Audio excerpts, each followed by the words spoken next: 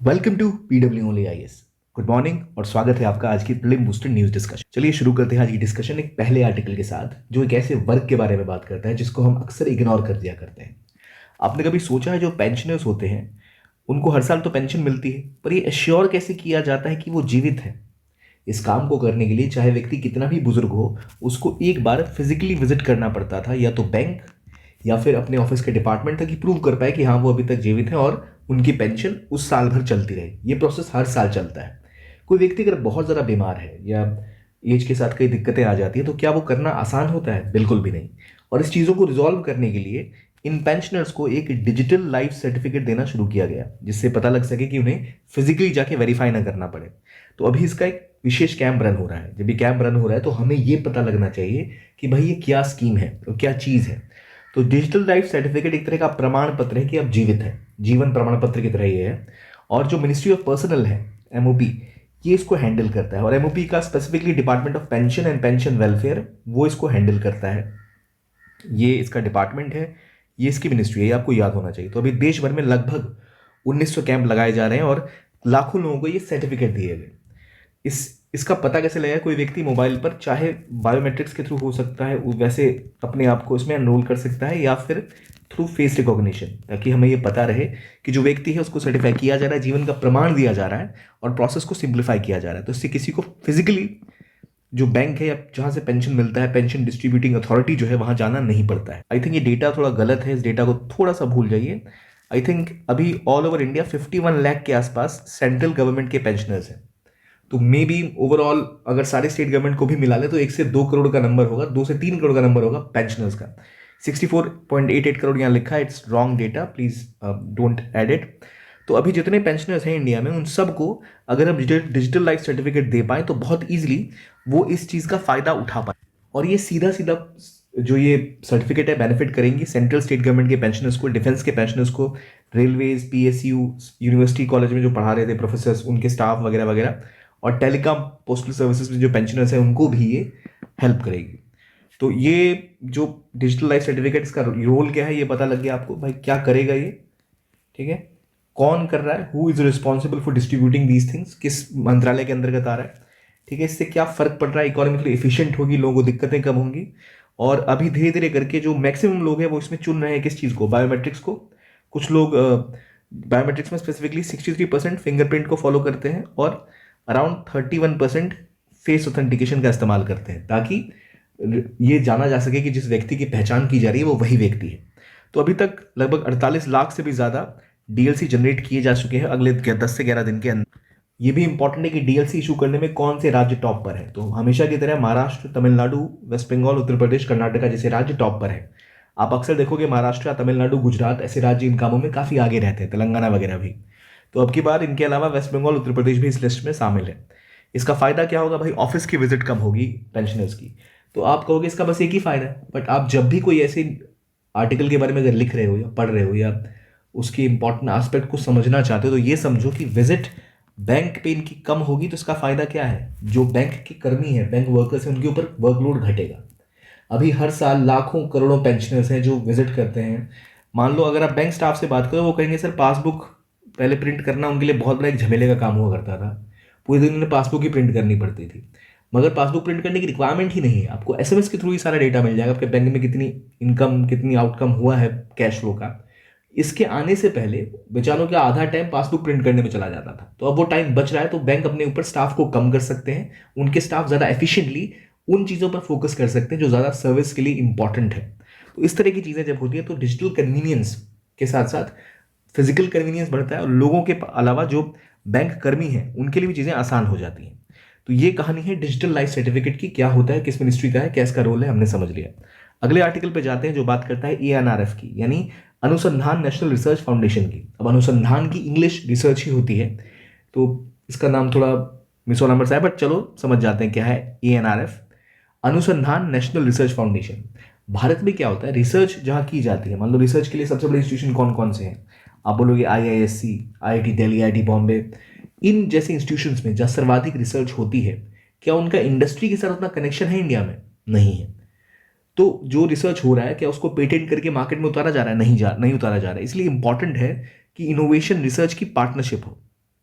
और जिन एरियाज में हमें ज़रूरत है अभी, जैसे एआई हो गया, सोलर सेल हो गया, हेल्थ में हेल्थ और एग्रीटेक हो गया, इन एरियाज में हमें चाहिए ज़्यादा से ज़्यादा रिसर्च हो, ज़्यादा से ज़्यादा आउटकम आए, ताकि हमारे फार्मर्स या हमारे जो डॉक्टर्स हैं या हमारे जो फार्मास्यूटिकल्स इंडस्ट्रीज हैं वो इसका इस्तेमाल कर पाए। तो इसीलिए कोशिश की गई थी कि हाई इम्पैक्ट एरिया को आइडेंटिफाई किया जाए। और सबसे पहले जो न्यू एजुकेशन पॉलिसी आई थी उसने आइडेंटिफाई किया था कि एक गैप है, हमें ज़रूरत है कि एक ऐसा सेंटर हो या ऐसा ग्रुप हो या ऐसा एक विभाग हो जो फोकस करे कि भाई कैसे रिसर्च को हम और ज़्यादा एफिशिएंट बना सके और ज़्यादा टारगेटेड बना सके, की आउटकम्स के ऊपर फोकस कर पाए।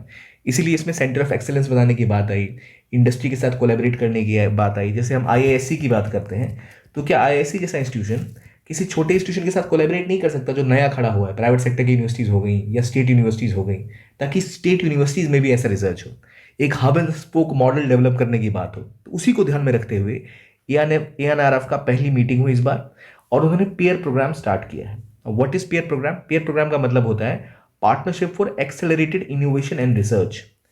और किसके बीच में पार्टनरशिप होगी? पार्टनरशिप होगी, इस प्राइमरी फोकस इस पार्टनरशिप का यही है, जो इंडिया की यूनिवर्सिटीज़ हैं उनके अक्रॉस आप एक हब एंड स्पोक मॉडल को फॉलो करो। हब एंड स्पोक मॉडल क्या होता है? मान लो ये हब है और यहाँ से ऐसे स्पोक ढेर सारे निकलते हैं। आपने कभी देखिए बाइसाइकिल साइकिल देखी होगी, कभी टायर देखे होंगे, तो वहाँ पे क्लियर देखिएगा एक हब होता है, इसके आसपास ये स्पोक्स निकले होते हैं ढेर सारे। तो ये हब से स्पोक जुड़े हुए होते हैं। तो एक कोई इंपॉर्टेंट इंस्टीट्यूशन है तो अपने साथ साथ कई और इंस्टीट्यूशंस को भी वो ट्रेन कर सकता है, उनके अंदर भी रिसर्च डेवलप करने की क्षमता पैदा करना, उनको सिखाना, ये सब काम है इस चीज़ का। ये अनुसंधान नेशनल रिसर्च फाउंडेशन जो है, ये जैसे मैंने बोला न्यू एजुकेशन पॉलिसी जब 2020 में लॉन्च की गई तो उसने रिकमेंड की थी कि भाई ऐसा कुछ होना चाहिए ताकि स्ट्रेटेजिकली हम रिसर्च के ऊपर फोकस कर पाएँ और रिसर्च एंड डेवलपमेंट की एक्टिविटीज़ देश भर में डेवलप हो, यूनिवर्सिटी में डेवलप हो, कॉलेजेस में डेवलप हो, और कोलेबोरेशन लेबोरेटरीज और इंस्टीट्यूशंस के साथ हो इनका। तो इसीलिए इसको पुश किया गया और इसका पेयर प्रोग्राम स्टार्ट हो चुका है कि भाई भारत के अलग अलग कॉलेजेस यूनिवर्सिटीज़ में इसका कल्चर डेवलप हो, कुछ एक लिमिट तक ये सीमित ना रहे। इसके अंतर्गत ही अब पहले इससे पीछे जाए तो SERB यानी science and engineering research board हुआ करता था, उसको अब एएनआरएफ के अंदर ही इंटीग्रेट कर दिया गया है। अभी एएनआरएफ ज़्यादा प्रोमिनेंट हो गया है, क्यों? क्योंकि इसकी कौन हेड कर रहा है इसको? तो prime minister of India head कर रहे हैं। Vice president science and tech के जो मिनिस्टर हैं वो हैं हमारे। Secretary of science and tech department इसके मेंबर होते हैं। प्रिंसिपल साइंटिफिक एडवाइजर इसके मेंबर सेक्रेटरी हैं। तो जो इसका स्ट्रक्चर है वो बहुत पावरफुल है, इसमें बहुत बड़े बड़े लोग हैं। तो पहली चीज़ जो हमें इस आर्टिकल से पता होनी चाहिए कि एएनआरएफ कब शुरू किया गया, किसने रिकमेंड किया, इसका क्या रोल है, क्या इसको हेड कौन कर रहा है? हेड प्राइम मिनिस्टर कर रहे हैं, मतलब बहुत ज़्यादा पावरफुल इंस्टीट्यूशन है। इसका काम क्या है? हब एंड स्पोक मॉडल क्या होता है? उसके तहत कैसे हम रिसर्च एंड डेवलपमेंट के ऊपर फोकस करने वाले हैं?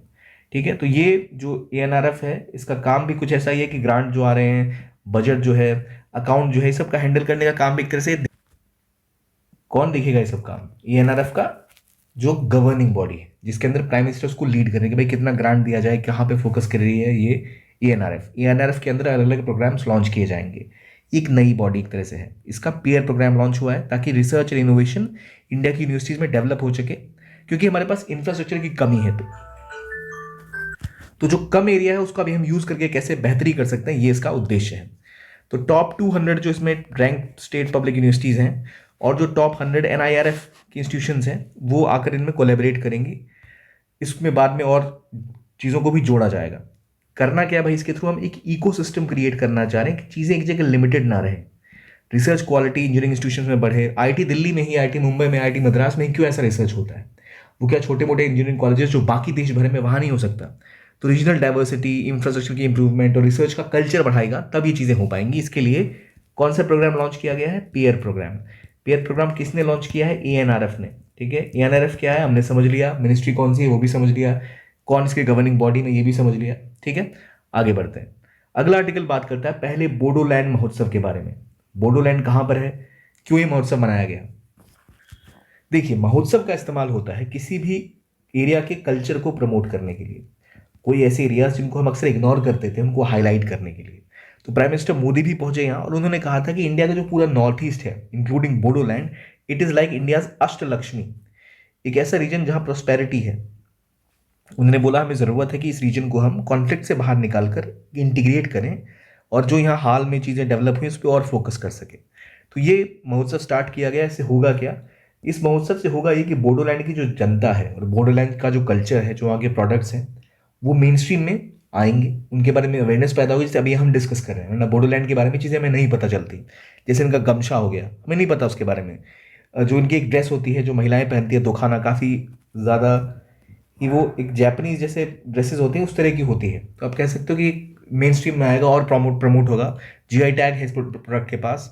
फिर कराए दखीनी जैसी चीज़ें जो है वो शोकेस की जाएंगी, तो देश भर में उसको फोकस पे लाके उसका ट्रेड बढ़ेगा, व्यापार बढ़ेगा, पैसे डेवलप होंगे, फाइनेंसेस डेवलप होंगे, टूरिज्म डेवलप होगा, और ये लोग भी अपने आप को और एसोसिएटेड अपने आप को फाउंड करेंगे इंडिया की मेन लैंड के साथ।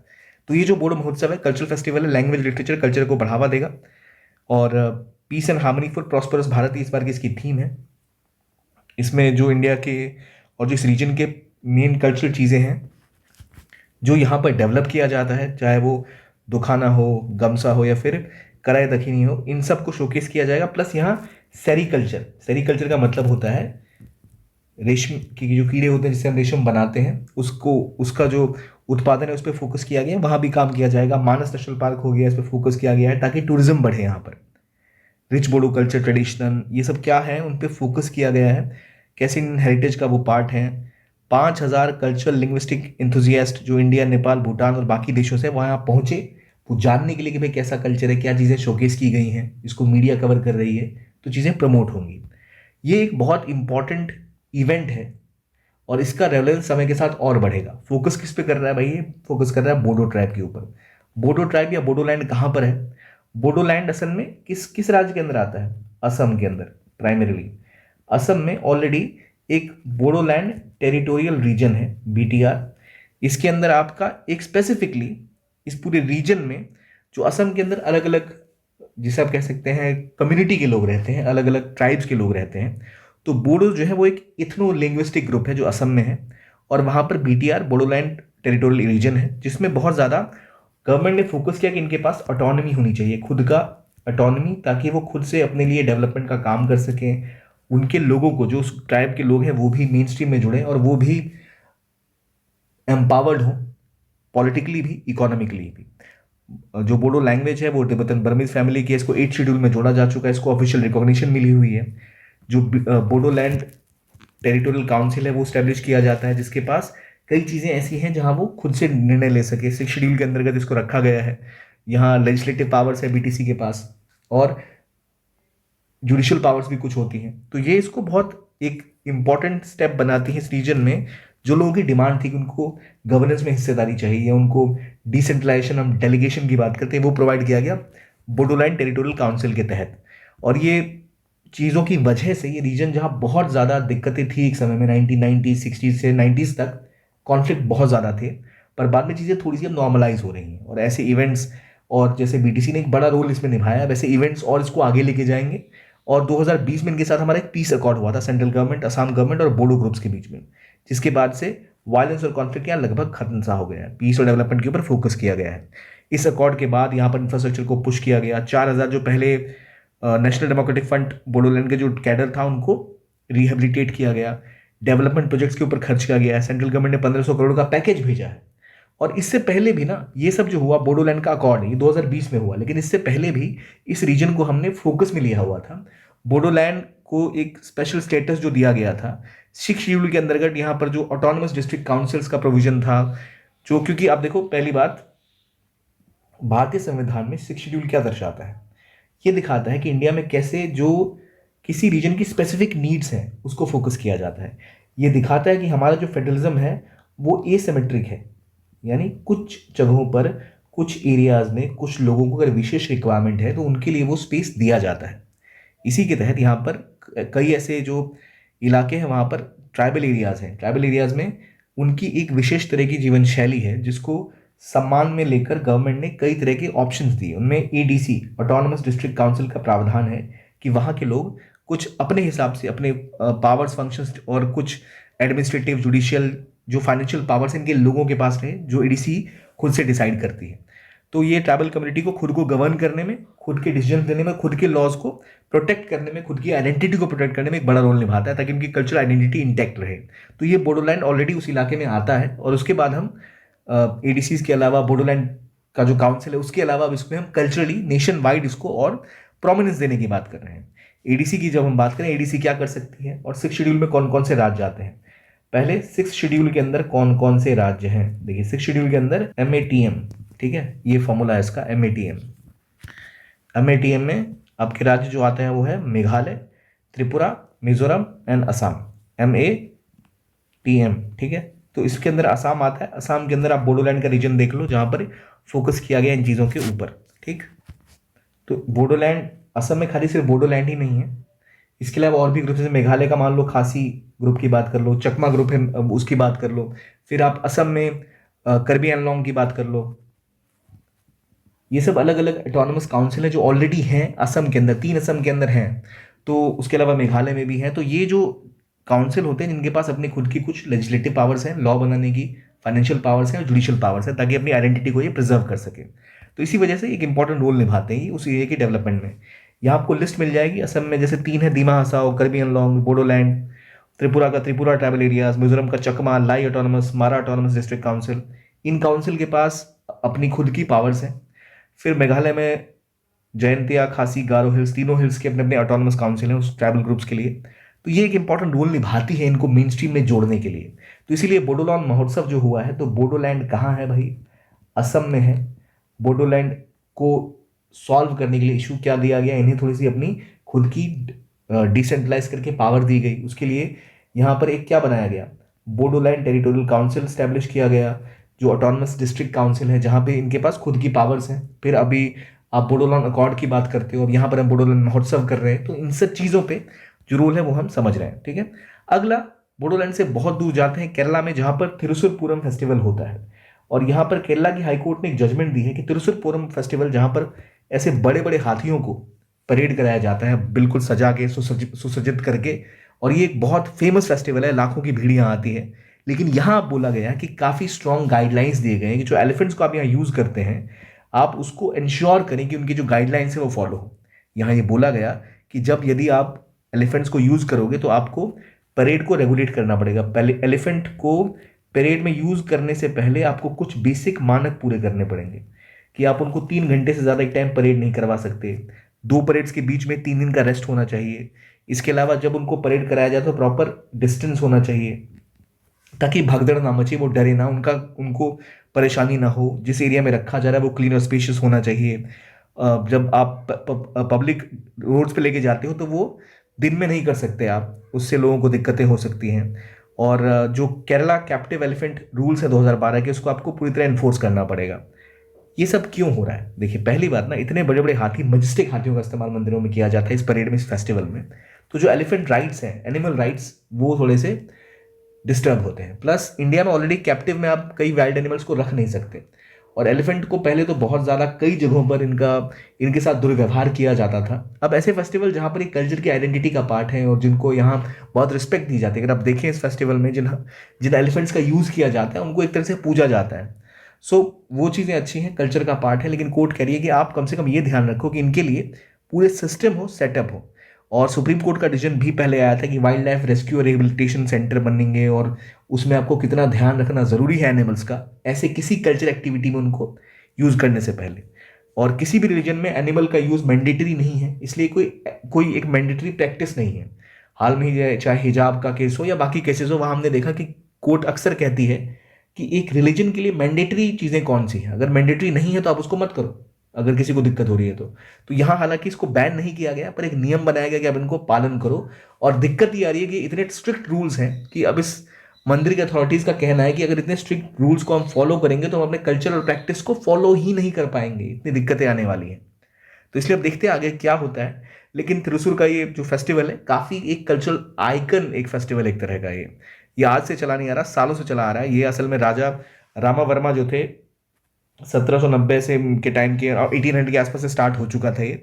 त्रिशूर के आसपास सारे टेम्पल्स में पार्टिसिपेट करते थे। एनुअल हिंदू टेम्पल है ये, और ये पूरम मेदम, यानी जब स्टार साइन पूरम अलाइन करता है मेदम मंथ में, अप्रैल मई में, तभी आमतौर पे किया जाता था। और इसका अपना खुद का एक इतिहास रहा है और कल्चरल रिलीजियस एक हाईलाइट है इस रीजन का ये।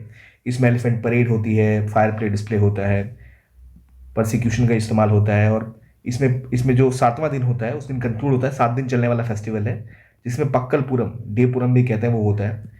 ये दिखाता है कल्चरल और स्पिरिचुअल एसेंस केरला का, जिसमें कई सारे जो एस्पेक्ट हैं वो शोकेस किए जाते हैं और काफ़ी ज़्यादा धूमधाम जिसको मनाया जाता है कि इंपॉर्टेंट फेस्टिवल है वहाँ का ये। देखते हैं आगे इसके साथ क्या होता है। अभी तो इतनी ही कहानी है इसकी कि एलिफेंट्स को लेकर काफ़ी स्ट्रॉन्ग गाइडलाइंस हाईकोर्ट ने अब मैंडेटरी कर दी हैं। कुछ हमें पता होना चाहिए था, हमने डिस्कस कर लिया। आगे आते हैं, बहुत दूर चलते हैं ऑस्ट्रेलिया के पास। ऑस्ट्रेलिया ने कहा है कि भाई इंडिया से हमें लोग चाहिए, प्रोफेशनल जो काम करते हैं, और ऐसे प्रोफेशनल जो काम करना चाहते हैं, अर्ली कर ले प्रोफेशनल्स, यूनिवर्सिटी ग्रेजुएट्स, वो ऑस्ट्रेलिया में आकर अब काम कर सकते हैं 2 साल के लिए। और उसके लिए इन्होंने एक नया इनिशिएटिव मेट्स लॉन्च किया है। और ये मेट्स क्या है भाई? ये है migration and mobility partnership arrangement, India Australia के बीच में साइन हो चुका है। और इसके अंदर क्या होगा, जो इलीगल माइग्रेशन है इसको तो रोक लगेगी, लेकिन अब 30 साल तक के कोई अगर व्यक्ति हैं जो अप्लाई कर रहे हैं और पहले इसका पार्ट नहीं है, जिनकी बैचलर्स की डिग्री या मास्टर्स की degree renewable energy, mining, ICT, artificial intelligence, fintech, agritech में है, ये ऑस्ट्रेलिया में आके काम आप कर सकते हैं। इसके लिए आपको किसी ऑस्ट्रेलियन एम्प्लॉयर या फिर स्पॉन्सर की ज़रूरत नहीं होती है। अगर आप इंडिया के टॉप 100 यूनिवर्सिटीज़ से ग्रेजुएट हो, जो NIRF के हिसाब से टॉप 100 यूनिवर्सिटीज़ हैं, वहाँ से आपने ग्रेजुएशन की है, आपका आइएलटीएस स्कोर 6 या 5 से ऊपर है, प्लस आप इन किसी क्षेत्रों में से एक में हो, ठीक है, तो आप ऑस्ट्रेलिया में जा सकते हो काम करने। इसमें खास बात यह है कि आपको मल्टी एंट्री वीज़ा मिलता है इस स्कीम के तहत, प्लस आप अपने डिपेंडेंट्स को भी लेके आ सकते हो जो आपके ऊपर निर्भर है, किसी की पत्नी है या पेरेंट्स हैं। वीजा ड्यूरेशन 2 साल तक का दिया हुआ है, लेकिन 2 साल के बाद आपको एम्प्लॉयर चाहिए होगा, स्पॉन्सर चाहिए होगा वहाँ पे। लेकिन अब इससे होगा ये कि जो लोग रिसेंट ग्रेजुएट्स हैं या अर्ली करियर में हैं, वो ऑस्ट्रेलिया जाके अपने करियर के ऊपर काम कर सकते हैं और उस एरियाज में एक्सेल कर सकते हैं। ये एक अच्छी पहल है, मेट्स प्रोग्राम लॉन्च किया गया है। किसने लॉन्च किया? ऑस्ट्रेलिया ने। लेकिन इसके अंदर आपको एक बैलेट फी देनी पड़ेगी, $25 की फॉर्मेलिटी करनी पड़ेगी निर्भर, लेकिन आप ये प्रोग्राम में एनरोल कर सकते हो। इससे फ्लेक्सिबल वर्क अपॉर्चुनिटी मिलेगी, आप बाकी वीज़ाज पे भी काम कर सकते हो। तो ये एक अच्छी पहल है गवर्नमेंट ऑफ ऑस्ट्रेलिया की, जो मेट्स इनकी स्कीम है। किस गवर्नमेंट की है, क्या इसका रोल है, कितना टाइम पीरियड है? 2 साल का ही टाइम पीरियड है, 5 साल का नहीं है। स्पॉन्सर नहीं चाहिए, डिपेंडेंट्स अलाउड है। ये बड़ी बातें हैं, लेकिन 2 साल के बाद क्या होगा वो देखने वाली चीज़ होगी। तो पहले हमने समझा वॉच इज मेड स्कीम किस गवर्नमेंट की है, क्या इसका रोल है। इंडियन गवर्नमेंट से कुछ लेना देना इसका है नहीं। अगले टॉपिक पे आते हैं जो बात करता है सागर मंथन यानी द ग्रेट ओशन डायलॉग के बारे में। इंडिया पहली बार एक ग्लोबल मैरीटाइम कॉन्फ्रेंस कर रहा है, सागर मंथन 18 से लेकर 19 तक। ये ministry of port, shipping and waterways कर रही है ORF के साथ। ORF के साथ इंडियन गवर्नमेंट की जो मिनिस्ट्री ऑफ एक्सटर्नल अफेयर्स है वो ऑलरेडी एक ऐसी बड़ी सी कॉन्फ्रेंस करती है। क्या नाम है उसका? रायसीना डायलॉग्स। ये सागर मंथन हो रहा है, यहाँ पर 60 से 65 कंट्रीज के रिप्रेजेंटेटिव आ रहे हैं। फोकस होगा इसका कि किस तरह से ब्लू इकोनॉमी के ऊपर फोकस किया जा सके, सस्टेनेबिलिटी के ऊपर फोकस किया जाए, और इंडिया का जो रोल है और इंडिया का जो एस्पिरेशन है कि ग्लोबल ट्रेड और मर्चेंट शिपिंग में एक बड़ा रोल निभाए, उसको दिखाता है। यहाँ पर इंडिया बात करेगा कैसे कनेक्टिविटी, ट्रेड और मैरीटाइम गवर्नेंस में देशों को कोलैबोरेट करने की ज़रूरत है, कैसे ग्लोबल स्टेक होल्डर्स को साथ आने की ज़रूरत है, ब्लू इकोनॉमी पे फोकस करने की ज़रूरत है, सस्टेनेबिलिटी के ऊपर फोकस करने की ज़रूरत है, कैसे अगर हम कोलैबोरेशन करते हैं तो यहाँ पर हम बेहतर पॉलिसी बना सकते हैं, हम बेहतर आउटकम्स ले सकते हैं, और ऑलरेडी ये भी इस्टेब्लिश कर सकते हैं ये चीज़ कि कैसे ग्लोबल इश्यूज जो है उनको हम रिजॉल्व कर सकते हैं आफ्टर कोलैबोरेटिंग। तो अब इंडिया जैसे जैसे ग्रो कर रहा है, जो ग्लोबल मैरीटाइम ग्रोथ है उसमें इंडिया का बड़ा रोल है। जो ग्लोबल इकोनॉमिक ग्रोथ हुई इसमें 16% कंट्रीब्यूशन इंडिया की थी 2023 में। इसका मतलब भारत एक बहुत बड़ी इकोनॉमी बन चुकी है, थर्ड लार्जेस्ट ग्लोबल इकोनॉमी बनने की उम्मीद है अगले 3 सालों के अंदर। इस सिचुएशन में कहावत यह है कि जो ओशियंस को कंट्रोल करते हैं वो दुनिया को कंट्रोल करते हैं, क्योंकि अगर आप ओशियंस पे आपका वर्चस्व है या वहाँ पर आपका दबदबा है तो आपका ट्रेड आसानी से होगा, कोई आपके शिप्स को रोकेगा नहीं। और इतिहास में अमेरिका की बात करें, उससे पहले अभी जिसे पैक्स अमेरिकाना कहते हैं, उससे पहले पैक्स ब्रिटानिका कहते थे, उससे पहले स्पेनिश का राज हुआ करता था। दुनिया में जो बड़ी पावर्स हमेशा हुई हैं उन्होंने ओशन से फोकस किया है। तो इंडिया का भी फोकस अब मैरीटाइम डोमेन के ऊपर हो रहा है कि कैसे ट्रेड के लिए, कॉमर्स के लिए और अपना डोमिनेंस बनाने के लिए यहाँ पर अपना वर्चस्व बनाना ज़रूरी है। और उसी के तहत भारत का ये पहल है जहाँ भारत एक डायलॉग सागर मंथन कर रहा है, ग्रेट ओशन डायलॉग। ठीक है, कौन कर रहा है? Ministry of external affairs lead कर रही है इसको? नहीं, ये है ministry of ports and shipping and waterways का। किसके साथ? Plus ORF। ठीक, न्यू दिल्ली में हो रहा है, सागर मंथन नाम है इसका, ग्रेट ओशन डायलॉग। ठीक है, सागर मंथन का मतलब ये होता है आप सागर का मंथन करते हैं और उससे जो चीज़ें निकलती हैं, जैसे अमृत पहले निकला था, भारत की मिथ में और पौराणिक कथाओं में और धार्मिक जगहों पर इसका काफ़ी वर्णन है। तो वो इतिहास रहा है भारत का एक तरह से, तो इसलिए उससे जुड़ा हुआ टर्म है ये। किस मिनिस्ट्री ने किया, किसके साथ क्या क्या रोल है, क्या फ़ायदा इंडिया के लिए हो सकता है, ये समझना जरूरी है। आई होप आप समझ गए होंगे। ठीक है, अगले टॉपिक पे आते हैं, नो योर मेडिसिन ऐप। अब ministry of youth affairs and sports ने एक ऐप लॉन्च किया है, नो योर मेडिसिन। आपको लगेगा हेल्थ मिनिस्ट्री का ऐप है, बिल्कुल नहीं, ये मिनिस्ट्री ऑफ यूथ अफेयर्स का ऐप है। क्यों? इनको ये लगता है, और असलियत भी है ये, कि कई लोग जो स्पोर्ट्स में है, प्रोफेशनलिज्म में है, वो अक्सर कुछ ऐसी दवाइयाँ ले लेते हैं जो उनको पता नहीं होता कि ये बैंड है। ठीक है, तो फिर वो फंस जाते हैं। तो इसीलिए जो इंडिया की नेशनल एंटी डोपिंग एजेंसी है नाडा, उसके साथ पहल में ये know your medicine app launch की है, जिससे इंडिया में अवेयरनेस पैदा हो कि डोपिंग के लिए कौन सी केमिकल्स अलाउड नहीं है, यानी कौन से ऐसे दवाइयाँ हैं जो आप यूज़ करोगे तो डोपिंग में आप पकड़े जा सकते हो। एंटी डोपिंग की बात की गई है ताकि एथलीट्स को पता हो कि कैसे वो अपनी बॉडी को क्लीन रख सकते हैं, क्या अलाउड है क्या अलाउड नहीं है। तो इस ऐप्स के थ्रू आप, ये एक एंटी डोपिंग वेरिफिकेशन टूल की तरह एक्ट करेगा, इंसान को बताएगा कौन सी आपके खेल में किन चीज़ों के ऊपर बैन है, क्या आप इस्तेमाल नहीं कर सकते। क्लीन स्पोर्ट्स को प्रमोट करेगा, ऐसी इंफॉर्मेशन देगा ताकि स्पोर्ट्स पर्सन को पता रहे कि क्या सही है क्या गलत है, क्या प्रैक्टिसेस उनके खेल में अलाउड है क्या अलाउड नहीं है, जिससे इंडिया में डोपिंग की प्रॉब्लम खत्म हो जाएगी।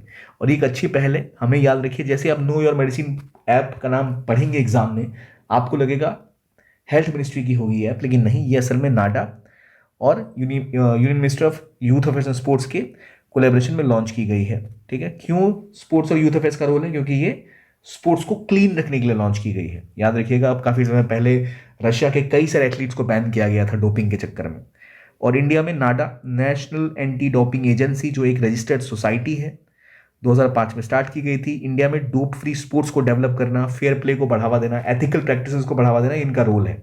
फॉर एग्जाम्पल, आपको पता होगा कई लोग स्टीरॉयड लेते हैं, कई परफॉर्मेंस एनहांसिंग ड्रग्स लेके गेम खेलते हैं जिससे उनको फायदा मिलता है, जो कि गैर कानूनी है, वो नहीं कर सकते। आपको फेयरली खेलना चाहिए, तो उसको बढ़ाने के लिए लॉन्च किया गया है। वर्ल्ड की एक ऑलरेडी वाडा, जो वर्ल्ड एंटी डोपिंग एजेंसी है, वो इंश्योर करती है कि दुनिया के सारे एथलीट कंप्लाइंट हो और कोई भी ऐसी परफॉर्मेंस एनहांसिंग ड्रग्स ना ले या डोपिंग ना करे। अगर कोई भी डोपिंग में पकड़ा जाता है तो उनकी जो मेडल्स हैं उनसे वापस ले लिए जाते हैं, उनका जो अवार्ड है कैंसिल हो जाता है। इसलिए इंडिया को ज़रूरत है कि इंडिया भी इसके बारे में अवेयर करे अपने एथलीट्स को, अपने स्पोर्ट्स पर्सनस को, और वो हमेशा से तैयार रहें इस चीज़ के लिए कि भाई क्या क्या करना है, कैसे करना है और क्या नहीं करना है।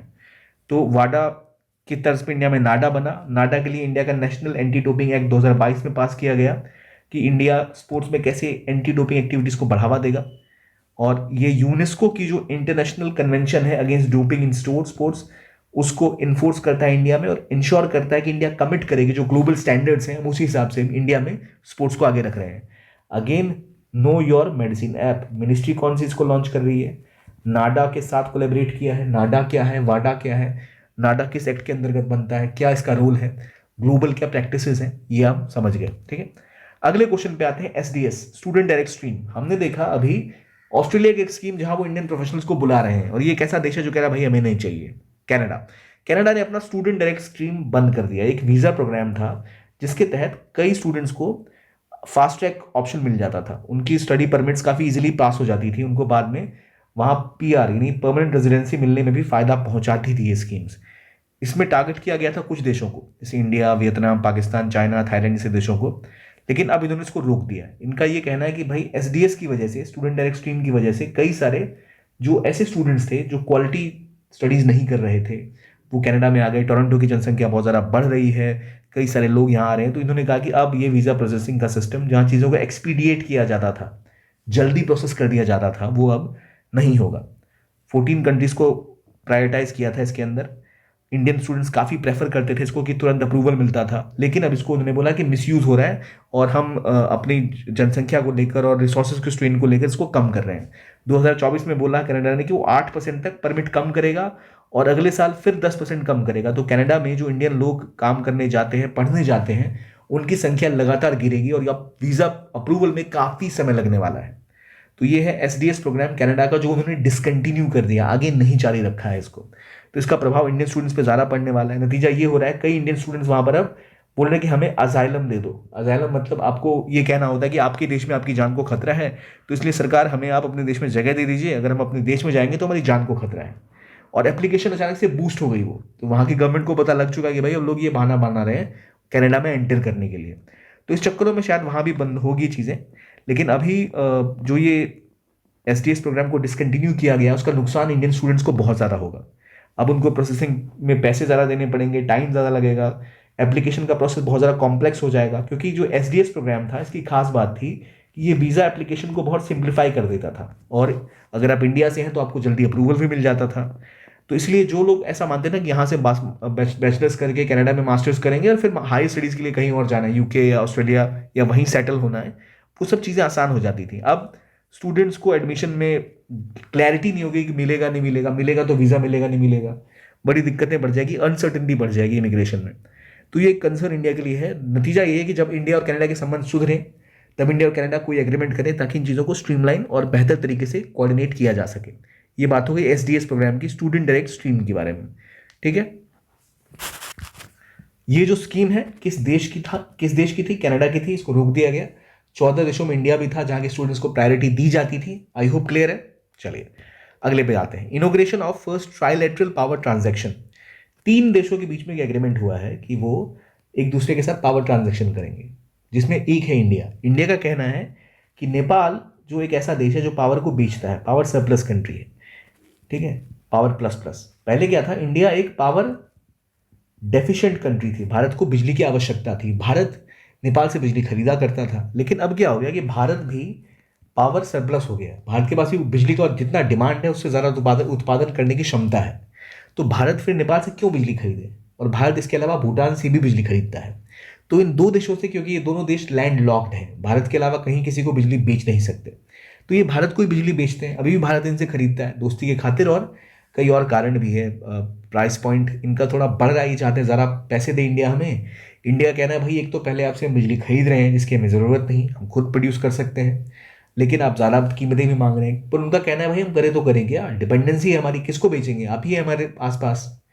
तो अब ये सिस्टम 3 देशों की बात किया गया कि एक देश है जिसके पास पावर डिफिशियंसी है, वो है बांग्लादेश। बांग्लादेश को बिजली खरीदनी पड़ती है, इंडिया बिजली बेचा करता है इसको आमतौर पे। तो अब नेपाल सीधा अपनी बिजली बांग्लादेश को बेच पाएगा, पर बांग्लादेश तक जाएगी कैसे बिजली? ट्रक में भर के तो भेज नहीं सकते। तो उसके लिए आपको चाहिए ट्रांसमिशन लाइन्स, तारें बिछनी चाहिए जो वहाँ तक पहुँच पाएँ। तो इंडिया ने इंश्योर किया कि इसके ऊपर काम होगा, इंडिया ट्रांसमिशन लाइन्स बना के देगा जिससे नेपाल अपनी बिजली बांग्लादेश को बेच पाएगा। तो ये 40 मेगावाट का एक्सपोर्ट अब नेपाल बांग्लादेश को कर पाएगा इसके तहत।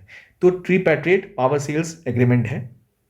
ऑब्वियसली बिना इंडिया के संभव नहीं है बिजली बेचना। अब आप कहोगे नेपाल ये क्यों नहीं करता कि चाइना को बिजली बेच दे? सरकार, चाइना के पास खुद पहले बहुत बिजली है, और दूसरा चाइना की टेरिटरी जो है, टेरेन जो है, वहां पर अगर संभव होता तो चाइना कब का ट्रांसमिशन लाइन बिछा देता, क्योंकि उसे तो नेपाल के ऊपर दबदबा बढ़ाना है ताकि इंडिया के ऊपर नजर रख सके, इंडिया को और कमजोर कर सके।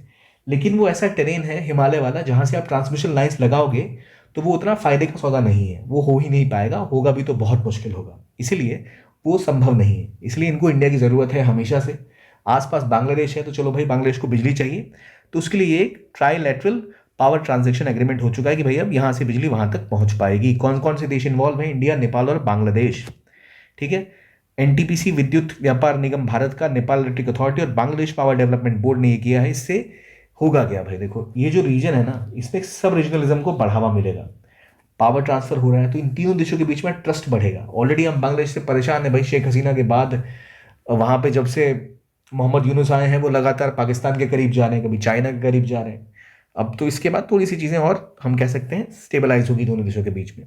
वैसे एक और न्यूज़ हुई थी कि ये कि बांग्लादेश का एक पोर्ट, चिटगोंग का जो पोर्ट है, जो बहुत इंपॉर्टेंट पोर्ट है, वहाँ पर पाकिस्तान का एक कार्गो शिप गया ट्रेडिंग के लिए, और पाकिस्तान और बांग्लादेश के बीच में पिछले कई सालों से कोई मैरीटाइम लिंक नहीं है, मैरीटाइम रिलेशंस नहीं है। लेकिन उस शिप का वहाँ पहुँचना भारत के लिए सर दर्द बढ़ा रहा है कि भाई अब इनके बीच में मैरीटाइम कोऑपरेशन स्टार्ट होगा, ट्रेड स्टार्ट होगा, तो पाकिस्तान कहीं वहाँ से हथियार भर के ना बेच दे। क्योंकि पहले भी कई बार ऐसा हुआ कि पाकिस्तानी शिप्स हथियार लेके बांग्लादेश में पहुंचे हैं। वो क्यों पहुंचते हैं? क्योंकि वहाँ से आप उल्फा और बाकी जो मिलिटेंट ग्रुप है नॉर्थ ईस्ट के, उनको हथियार प्रोवाइड कर सकें। तो इसका ध्यान भी इंडिया को रखना है। अब इस एग्रीमेंट के बाद आई होप इंडिया बांग्लादेश को बोलेगा देखो भाई हमने आपके लिए काम किया, अब आप थोड़ी हमारी सुनिए। तो ये बात है, क्रॉस बॉर्डर सप्लाई इंडिया कैसे फैसिलिटेट करता है, इंडिया कैसे एक यूनानिमस और जिसे कह सकते हैं बायलैटरल मल्टीलैटरल मैकेनिज्म्स निकालता है कोऑपरेशन के लिए, उसका एक एग्जांपल भी हम यहाँ सेट कर सकते हैं। अब आते हैं जरा अगले टॉपिक की तरफ, जो है हमारा रिवीजन। डिजिटल लाइफ सर्टिफिकेट या जीवन प्रमाण, भाई क्या है ये? कितना आप ये यस नो को छोड़ो, मुझे बताओ, is it a biometric enabled digital service for pensioners? Easy है, यस बताओगे आप, सही है। लेकिन ये किसने लॉन्च किया? Which is the ministry? ठीक है, कौन इसको पुश कर रहा है? Anusandhan national research foundation, governing board of ANRF, headed by PM. पता है आपको किस, इसका कौन सा जो एक नया स्कीम लॉन्च हुआ है वो क्या है? हब एंड स्पोक मॉडल क्या है? Bodo tribe ethno linguistic group from Manipur. Is it from Manipur? No it is not. It is from which country?